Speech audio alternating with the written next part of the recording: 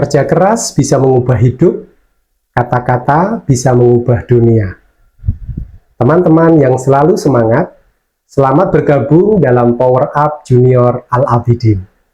Ini kesempatan buat speak up di sosial media untuk menyebarkan kesadaran, perubahan, nilai-nilai dan pikiran-pikiran positif kalian.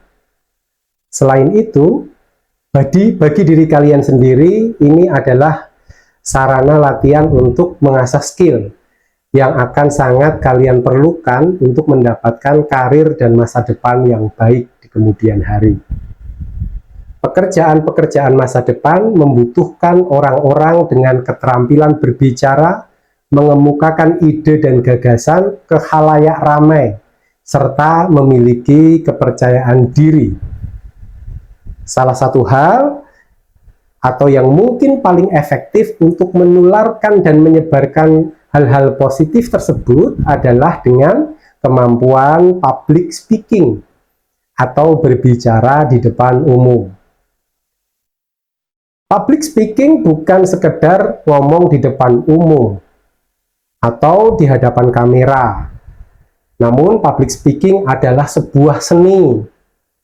Seni bagaimana sebuah isu atau topik disampaikan dengan delivery yang baik dan menarik, sehingga dapat menarik attention dari audiens atau netizen di jagat maya. Di sini, Mr. Arif ingin share kepada teman-teman semuanya how to be a good public speaker. Yang pertama, sosial media hari ini appreciate uniqueness atau menghargai keunikan. So, be yourself. Jadilah diri kalian sendiri, tidak perlu berupaya keras meniru dengan plek-ketiplek gaya orang lain. Cari sebanyak-banyaknya inspirasi dari tokoh, influencer, public speaker di seluruh dunia. Silahkan untuk belajar dari orang lain, mencari role model agar kalian punya banyak referensi. Tapi jangan lupa munculkan keunikan atau ciri khas dari diri kalian masing-masing. Sebagai contoh, misal kalian punya suara kecil melengking, jadikan itu keunikan. Jangan terlalu terobsesi menjadi seperti Bung Karno dengan suara yang lantang menggelegar. Meskipun kita mengidolakan beliau, suara kita mungkin besar dan agak parau. Nggak apa-apa, itulah keunikan. Jadikan keunikan kalian sebagai pembeda. Kemudian yang kedua, body language. Ya, bahasa tubuh adalah gerakan tubuh.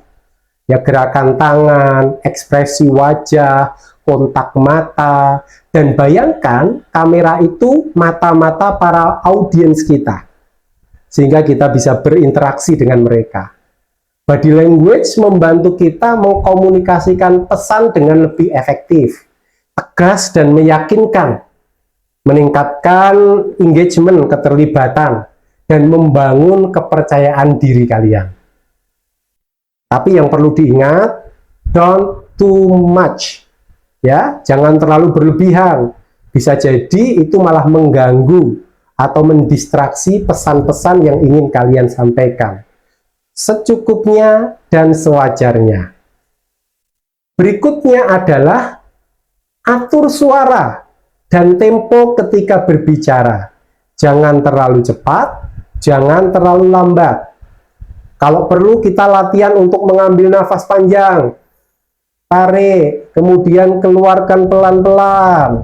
Nah, hal ini bisa membantu kita mengontrol tempo, mengatur tempo, ketukan, dan juga merilis perasaan grogi ketika kita berbicara di tempat umum. Kalau kalian terlalu cepat,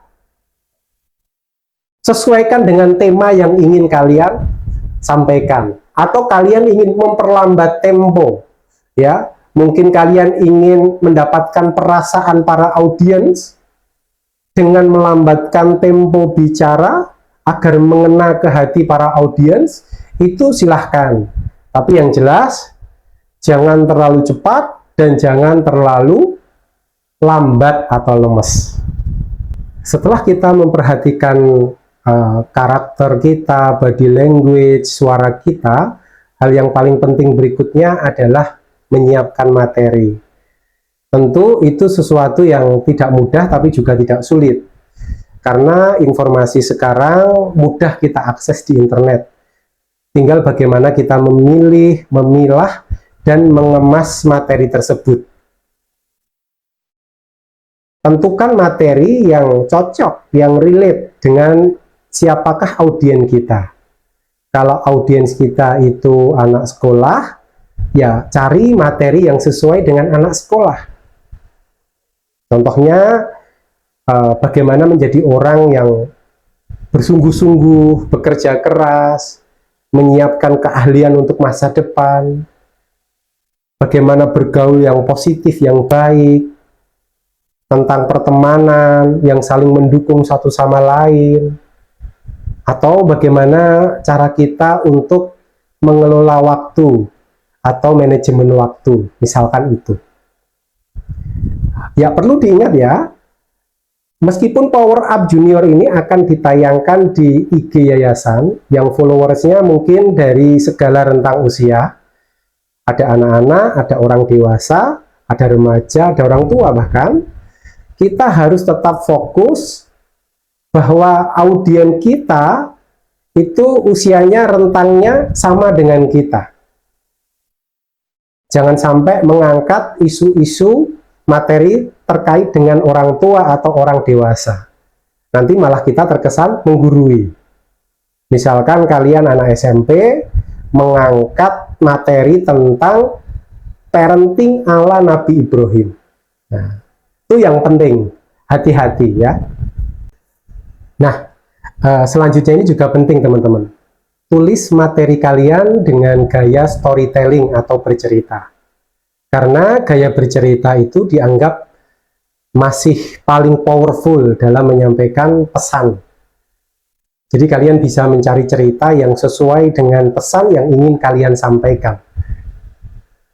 Jika kalian ingin menyampaikan pesan tentang kerja keras dan kerja cerdas misalkan, kalian bisa mengambil contoh cerita inspiratif dari Michael Jordan yang berhasil menjual kaos oblong bekas dengan harga jutaan rupiah karena kreativitas dan kerja kerasnya. Atau cerita-cerita pengalaman kalian sendiri. Atau tentu juga bisa cerita orang lain. Atau cerita-cerita inspiratif di internet atau di buku. Di sana mungkin kalian menemukan cerita tokoh-tokoh terkenal atau bahkan cerita fiksi atau imajiner yang mengandung moral value, lesson learned, atau hikmah yang ada dalam cerita itu. Atau mungkin kemarin kalian menyaksikan film Jumbo ya di bioskop. Nah, kalian bisa mengambil hikmah dari cerita itu, kemudian kalian ceritakan ulang dengan gaya storytelling. Nah, yang kedua, dalam menyiapkan materi, kalian perlu mengingat rata-rata attention span, durasi untuk fokus memperhatikan para netizen Indonesia itu sangat pendek. Bahkan sekarang hanya tinggal 6-7 detik. Jadi jika konten kalian di 6-7 detik pertama dianggap kurang menarik, mereka bakal skip atau scroll up dan meninggalkan begitu saja, mencari yang lain yang mungkin lebih menarik. Jadi di sini kita harus mengenal yang namanya hook. Apa itu hook? Nah, dalam dunia media sosial, hook itu bisa dimaknai sebagai bagian pertama dari video awal-awal yang ditujukan untuk menarik perhatian penonton atau viewer di detik-detik awal 1-7 detik. Hook ini tentu bisa berupa elemen visual, misalkan gambar-gambar yang unik, yang menarik, yang bagus. Contohnya mungkin kemarin yang lagi viral, ada karya seni berupa pisang yang dilakban di tembok. Ternyata karya seni itu laku puluhan juta rupiah. Atau bisa dengan pernyataan, tonton ini sampai habis, nilaimu dijamin bagus. Nah, setelah itu kamu baru menyampaikan bagaimana cara belajar yang efektif, yang efisien. Ya, itu bisa dipakai untuk memancing. Atau mungkin pertanyaan-pertanyaan yang cukup menggoda misalkan. Guru menghukum siswa, apakah kalian setuju? Nah, setelah itu baru kalian menjelaskan apa itu hukuman, fungsi hukuman itu untuk apa, tujuan guru menghukum itu sebetulnya apa, dan lain-lain. Jadi, ketika kita membuat konten Reels atau TikTok, hook sangat penting agar penonton tetap stay menikmati konten-konten kita dari awal sampai akhir. Ya, membuat konten seperti ini, seperti Power Up Junior nanti yang kalian akan lakukan ya, secara tidak langsung kita sedang melawan ya, atau bersaing. Yang saat ini konten-konten hiburan pendek, receh, itu mungkin lebih diminati para netizen, khususnya remaja. Jadi kalian harus memulainya dengan niat menebar kebaikan, kemudian berupaya memilih tema yang menarik, serta membawakannya dengan optimal, sesuai dengan gaya dan karakter kalian. Selamat belajar menebar kebaikan. Insya Allah kebaikan akan selalu tercurah pada diri kalian.